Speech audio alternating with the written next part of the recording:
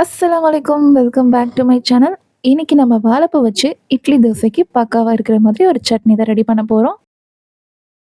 அதுக்கு நான் ஒரு வாழைப்பூ எடுத்திருக்கேன். அதோட லேயரை ரிமூவ் பண்ணி பூவ தனியா எடுத்துக்கணும்.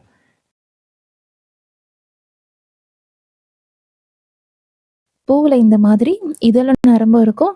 அதை ரிமூவ் பண்ணிட்டு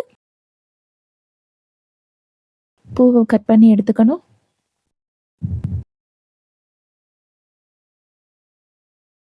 நம்ம கட் பண்ணி வச்சிருக்க பூவை மோர் கலந்த தண்ணீரில் போட்டு வச்சுக்கோங்க. அப்படியே கட் பண்ணிட்டு வச்சா பூ கருக்க ஆரம்பிச்சிடும். ஒரு மிக்ஸி ஜாரில் கட் பண்ணி வச்சிருக்க பூவை ஒரு கப் சேர்த்துக்கணும். பூவை வாஷ் பண்ணிட்டு ஸ்ட்ரெயின் பண்ணி சேர்த்துருக்கேன்.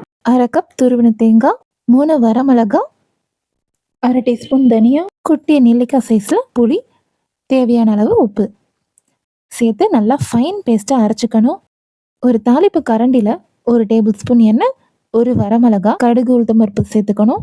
கடுகு பொரிஞ்சு வரும்போது ஒரு கொத்து கருவேப்பிலை நம்ம அரைச்சி வச்சிருக்க சட்னியில் சேர்த்து நல்லா மிக்ஸ் பண்ணி விட்டுக்கணும்.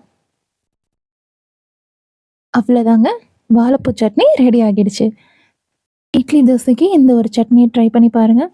டேஸ்ட்டு டிஃப்ரெண்ட்டாகவும் சூப்பராகவும் இருக்கும்.